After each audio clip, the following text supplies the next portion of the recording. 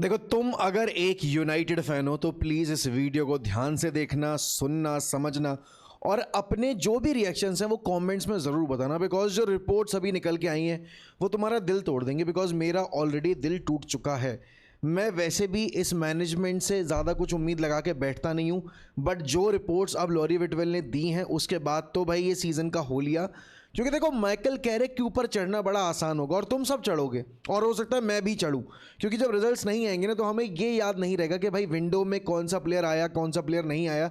लेकिन इवेंचुअली हमें रिजल्ट्स दिखाई देंगे और हमें मैनेजर का सर दिखाई देगा और हम मैनेजर के उस सर को धड़ से अलग करने की पूरी कोशिश करेंगे कि भाई निकालो, यही है रीज़न क्यों यूनाइटेड इस सीज़न भी अच्छा नहीं कर पा रही है।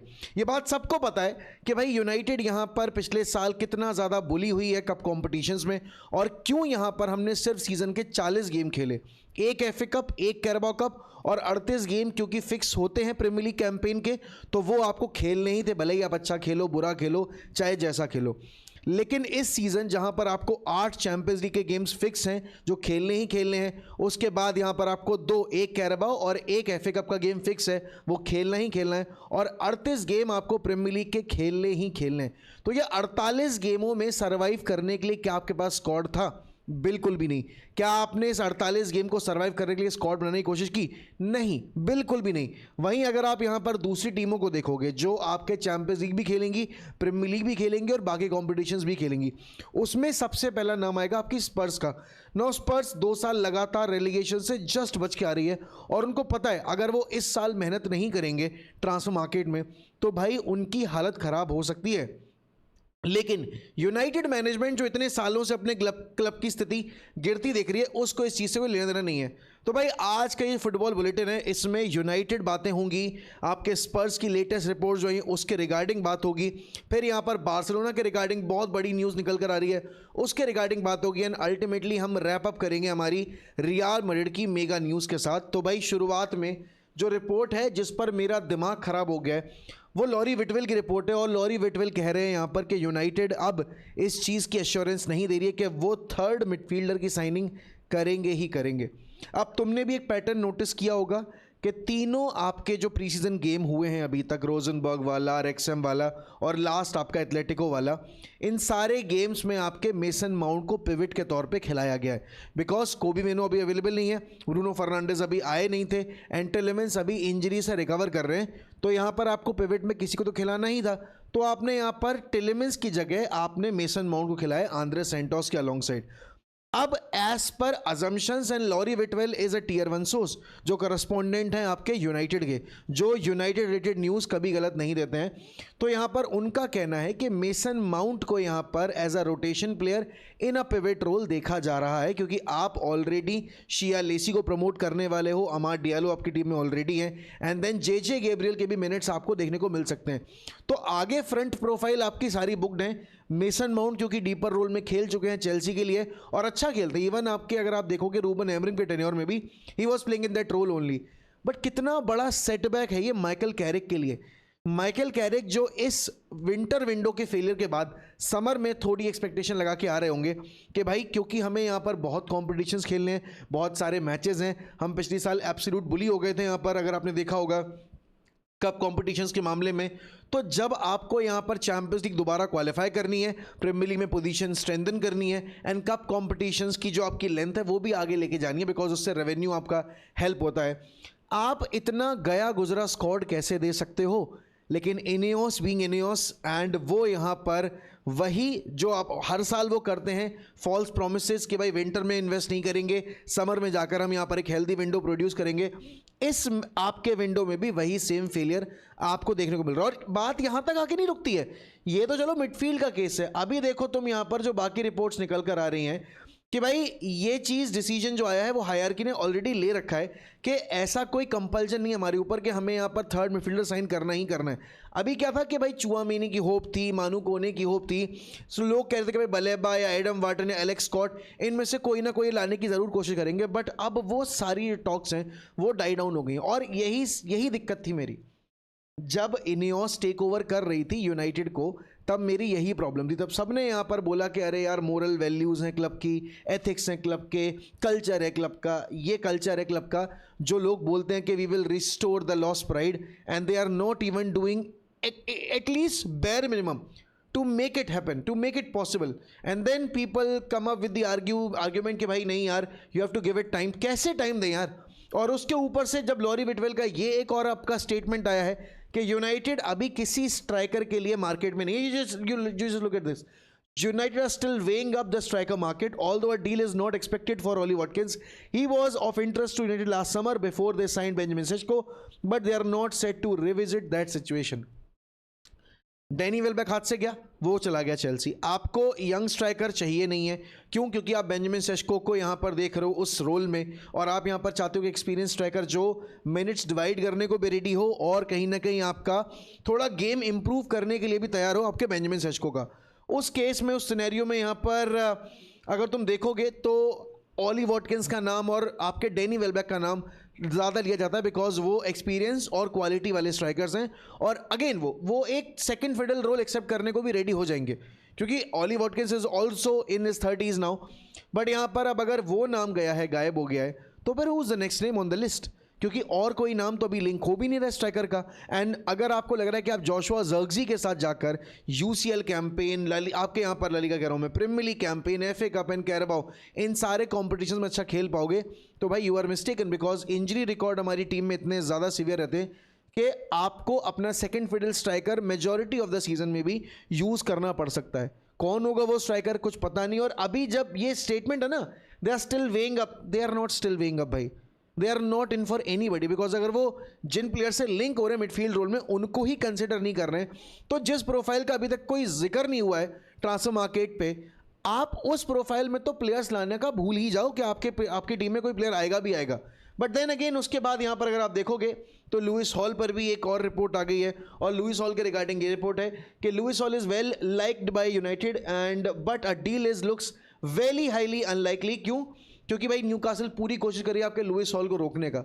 अब एम आई सरप्राइज कि न्यूकासल से हम डील नहीं कर पा रहे हैं? I am absolutely not. Newcastle is a very difficult team to deal with. Newcastle से हमने जो आखिरी प्लेयर साइन किया था वो माइकल ओवन थे। उसके बाद हमने यहाँ पर लोन वगैरह पे प्लेयर ज़रूर साइन किए हैं, but then again permanent signing जहाँ तक मुझे याद है हमने न्यूकासल से कोई नहीं कर पाई है। और न्यूकासल एंड यूनाइटेड का 36 का आंकड़ा है, because both the clubs don't see eye to eye. एंड अगर तुम देखोगे यहाँ पर लुइस हॉल की ये डील पहले ही बहुत कॉम्प्लिकेटेड थी, बिकॉज हमें डील करना था यहाँ पर न्यूकासल हायरकी के साथ, और अब क्योंकि उनका मैनेजर चला गया है और अब यहाँ पर क्योंकि मैनेजर गया और इसका गेम टाइम शायद बेटर हो जाए, तो भगवान जाने क्या होगा क्या नहीं होगा, नया मैनेजर आके क्या बातचीत करता है इससे। बट यूनाइटेड देखो, आपके लुइस हॉल में मिस आउट करना मेरे लिए कोई बहुत बड़ी सरदर्दी नहीं है, बट साइनिंग्स ही ना करना, स्क्वाड को बेटर ना करना, एक अच्छा स्क्वाड डेप्थ ना प्रोवाइड करना आपके मैनेजर को, एंड देन उससे डिमांड रखना कि भाई आप अगली साल भी चैंपियंस लीग क्वालिफाई करवा के दो, वो निहायती घटियापन की हरकत है। क्योंकि ये मैनेजमेंट यहाँ पर माइकल कैरिक को पहले बैक नहीं करेगी, और जब बात आएगी कि रिजल्ट्स क्यों नहीं आ रहे तो ये मैनेजमेंट माइकल कैरिक का नाम आगे कर देगी। और वही वाली बात है कि फैन बेस क्योंकि उस टाइम इतना बौखलाया हुआ होगा कि उनको जो पर्दे के पीछे की कहानी है वो समझ नहीं आएगी, वो सिर्फ माइकल कैरिक के सर के पीछे भागेंगे कि भाई हमें इस बंदे का सर चाहिए, इस बंदे को बाहर निकालो क्लब से। एंड ये बहुत अनफॉर्चुनेट सिचुएशन होगी, क्योंकि दिसंबर आते आते अगर मेजर इंजरीज हो जाती हैं इन प्लेयर्स को, क्योंकि टेलेमंस इज इंजरी प्रोन, फिर आपका यहाँ पर Mason Mount is injury prone, Ugarte is already injured, अब बात आती है कोबी मेनो की, तो कोबी मेनो की भी फ्रीक्वेंट इंजरीज आती रहती हैं। डिफेंस में भी आपके इंजरी प्रोन प्लेयर्स हैं, मैगवायर, लिसांद्रो मार्टिनेज, मैथाइस लिट, यानी कब वापस आएंगे कुछ अंदाजा नहीं है। बट देखो सिंपल सी बात है, यहाँ per your entire team is full of injury prone players and still you're not going in the market and signing at least 6 players. That is an absolute big blunder that you are creating, but then again that is what Ineos has done in the last 3 seasons. I'm not surprised. वो 4 signing का चूरन चटा देते हैं और हम उन 4 signing का चूरन चाट के बड़े खुश हो जाते हैं।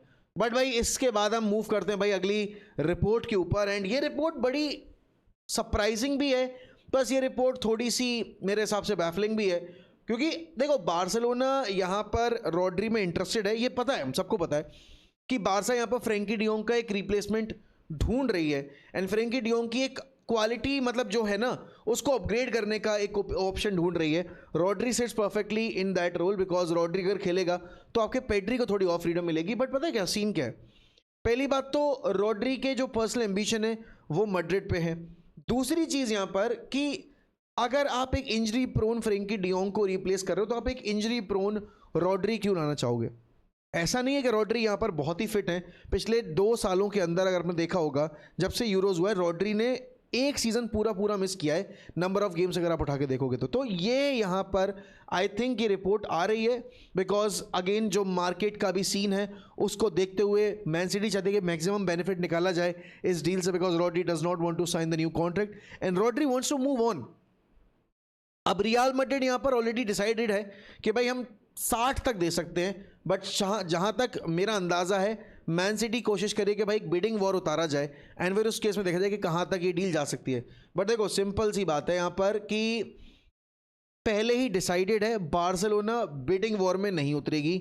ये रिपोर्ट यहाँ पर बहुत सारे जर्नलिस्ट दे चुके हैं कि हाँ बार्सिलोना इंटरेस्टेड तो है बट अगर सिचुएशन बनती है बिडिंग वॉर की तो वहाँ पर आपकी बार्सिलोना चैलेंज नहीं करेगी आपकी रियल मैड्रिड को बिकॉज उनकी प्रायोरिटी अभी भी स्ट्राइकर है. और इस इंटरव्यू के बाद तो डेफिनेटली आपको मानना पड़ेगा कि भाई फेरान टोरेस ने क्लियर मैसेज दे दिया है कि देखो यार तुम मुझसे प्यार करो, तुम मुझे इंपॉर्टेंट फील कराओ, तब जाकर बातचीत होगी. और जब प्लेयर इतना ओपनली आकर जिस क्लब से कॉन्ट्रैक्टेड है उसके बारे में ऐसी चीज़ें बोल रहा है तो कहीं ना कहीं he is not well settled with in the dressing room, he is not well settled with in the club. And ये जितनी भी बातचीत चल रही है पीएसजी का इंटरेस्ट तो सामने से बोल ही दिया है अब उसने कि हाँ भाई PSG interested and being wanted by these teams is good. Obvious ही बात है भाई. Now PSG is not a small club. PSG are 2 time Champions League winner and वो भी back to back Champions League winner. तो जितनी इज्जत यहाँ पर मैन सिटी को, जितनी इज्जत यहाँ पर आपके बाकी क्लब्स को मिलती है जिन्होंने 1 या 2 चैंपियंस जीते हुए हैं, तो फिर पीएसजी भी सेम उसमें ब्रैकेट में आ गया है. और क्योंकि वो बैक टू बैक जीत के आ रहे हैं तो वो रिसेंसी बायसनेस का केस भी आता है.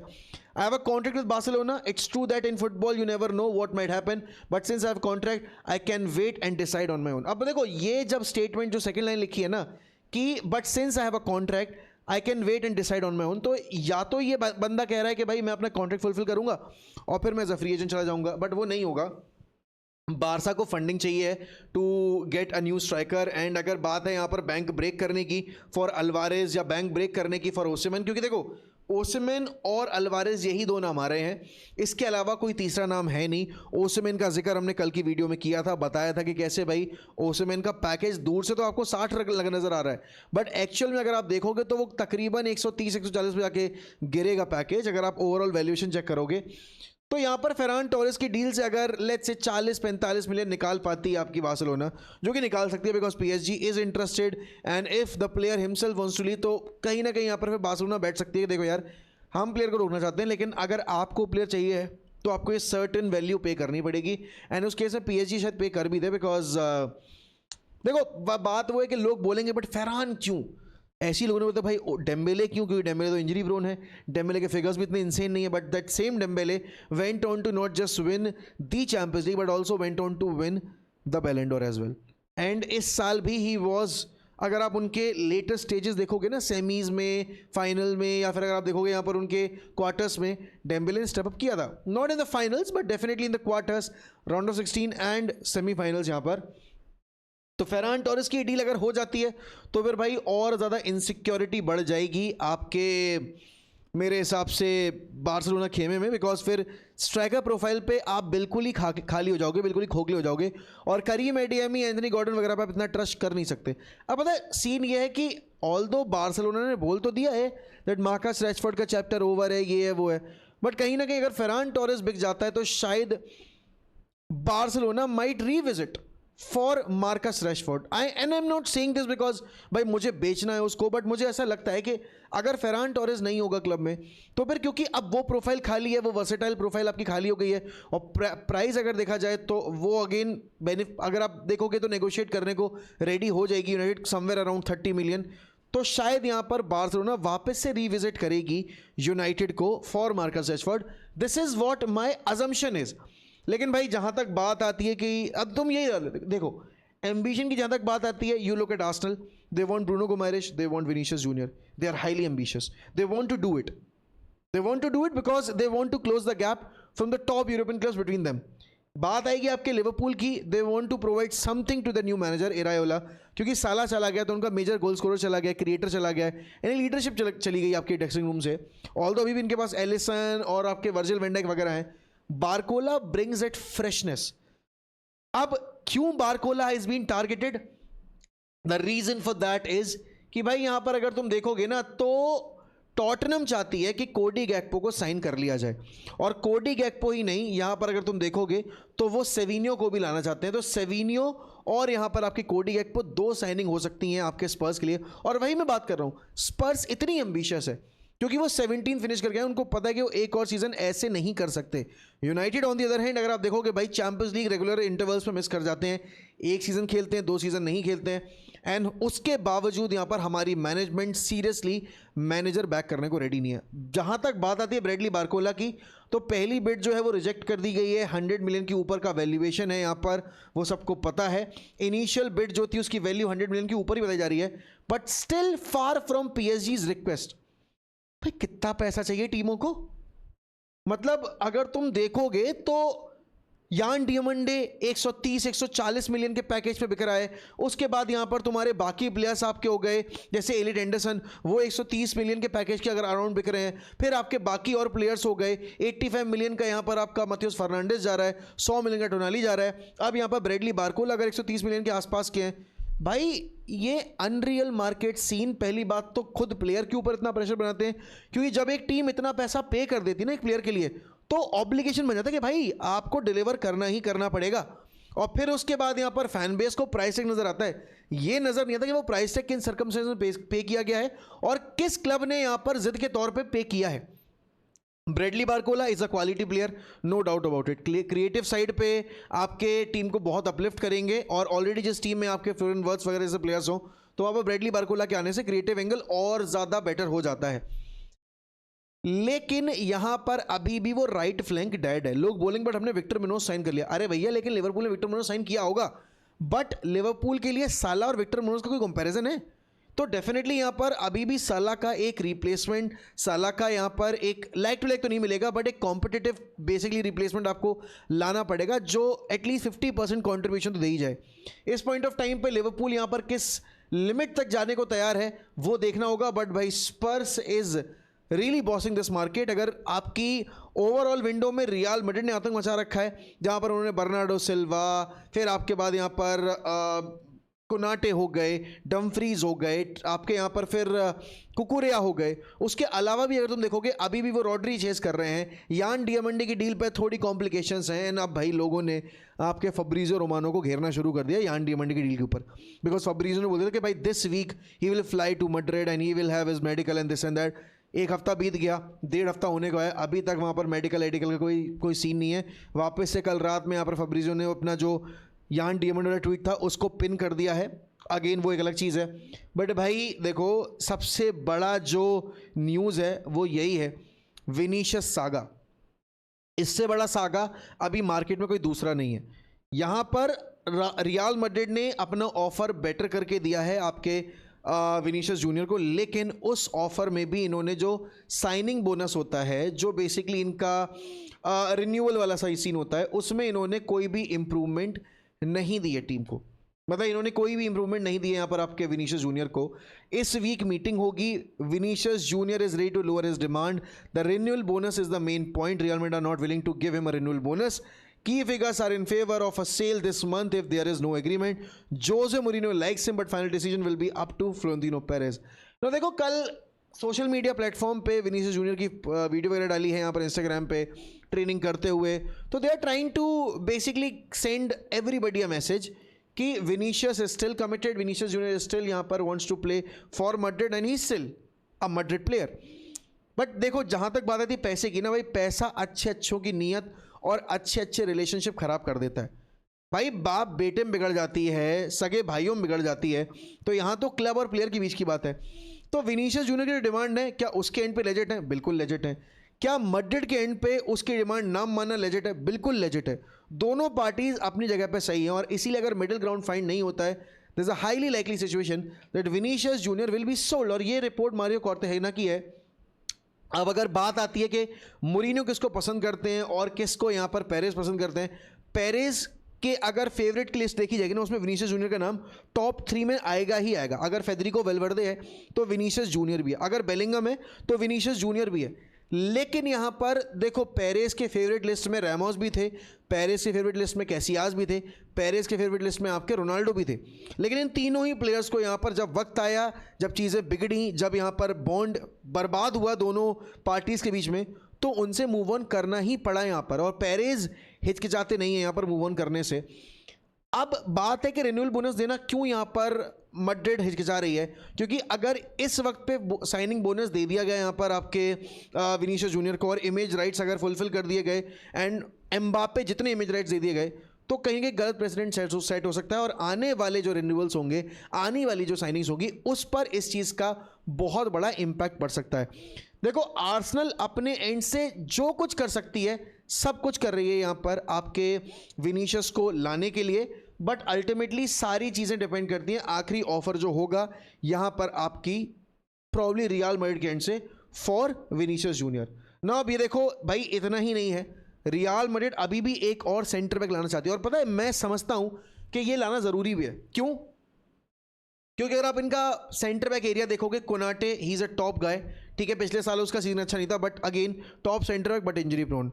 फिर Eder Militao top centre back but injury prone. उसके बाद रूडिगर टॉप सेंटर बैक है लेकिन very error prone. Dean Huijsen का जो पोटेंशियल है वो बहुत हाई है, but is he good enough to play through out the campaign? May be yes, may be not.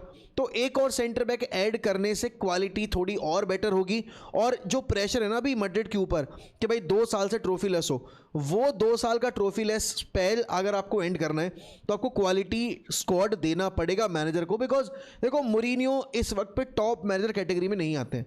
मूरिन्यो के लास्ट टॉप टैलेंट जो आपकी टॉप जॉब थी वो थी यूनाइटेड की, क्योंकि उसके बाद इन्होंने स्पर्स देखी है, रोमा देखी है, फिर ये फेनेरबाचे गए हैं और अभी ये स्पोर्टिंग आपके यहाँ पर बेनफिका मैनेज करके आए थे। तो और वो जो यूनाइटेड वाली जॉब है वो आज से 8 साल पहले एंड हो चुकी है। तो भाई अब आप समझ जाओ कि इस पॉइंट ऑफ टाइम पे यहाँ पर आपके जोसे मूरिन्यो के लिए कितनी डेस्परेट सिचुएशन होगी कि उसको अपना मैड्रिड टेन्योर सक्सेसफुल बनाना ही है। और इसीलिए यहाँ पर वो कोई भी यहाँ पर रिस्क नहीं लेने को रेडी है। I feel very much aligned with this idea of bringing a new centre back for real Madrid, क्योंकि मैड्रिड अगर एक और सेंटर बैक लेकर आएगी तो कंपटीशन बढ़ेगा और फिर कहीं ना कहीं फिर वो जो प्लेयर्स की अंदर की झील होती है ना, कोई फिट रहना है, अच्छा खेलना है, वो भी इंप्रूव होगी। अब इस केस में सेंटर बैक कौन है? देखो, बास्तोनी का नाम आया था आज से 3 हफ्ते पहले, बट धीरे धीरे करके वो जो ट्रांसफर टॉक्स थे वो डाई डाउन हो गए। अब कहाँ तक वो आपकी चीज़ें पहुँचेंगी वो पता नहीं है, but still we are hopeful कि हम यहाँ पर एक सेंटर बैक साइन दे पाएंगे। बट भाई ये जो रिपोर्ट आई है, I am genuinely very disheartened that United do not want to go after a third midfielder. Most likely they will end their midfielder chase right now only. But again, क्योंकि यहाँ पर हमारी previous 2 signings पे भी किसी आपके जो journalist हैं उसको आइडिया नहीं था, तो मैं इतना ज़्यादा भी नेगेटिव नहीं होऊंगा। आई स्टिल फील मैनेजमेंट इतनी बेवकूफ़ नहीं हो सकती है, ये मैं मानने को रेडी हूँ। हो नहीं सकती, इस पर मैं क्वेश्चन रेस कर रहा हूँ, क्योंकि आप कैसे इतने बड़े ट्रांसफर विंडो में, जो पिछले 10 साल की सबसे बड़ी ट्रांसफर विंडो है आपके लिए, क्योंकि सारी टीमें ट्रांजिशन में, आप उस वक्त अपने मैनेजर को बैक करने को रेडी नहीं हो, जहां पर लेफ्ट राइट एंड सेंटर सारी टीमें इंप्रूव कर रहे हैं अपना स्क्वाड, और आपका स्क्वाड इन सारी टीमों के मुकाबले सबसे गया गुजरा है। तो भाई सवाल आप लोगों के लिए मेरे दोस्तों कि आपके हिसाब से यहाँ पर क्या यूनाइटेड इस बार सर्वाइव कर पाएगी इस स्क्वाड के साथ, और क्या माइकल कैरिक सर्वाइव कर पाएंगे, और ये विनीशियस सागा, ये रॉड्री सागा और ये फरहान सागा के ऊपर आपके क्या ओपिनियंस है? भाई जो भी लगता है आपको बता देना मुझे कमेंट सेक्शन में। मैं मिलूंगा आपसे अगर पॉसिबल हुआ रात में एक स्ट्रीम पे, वहां पर बैठकर तसल्ली से बात करेंगे, और फिर कल की वीडियो में। तब तक के लिए गुड बाय, टेक केयर, ध्यान रखिए अपना, and I will see you next time.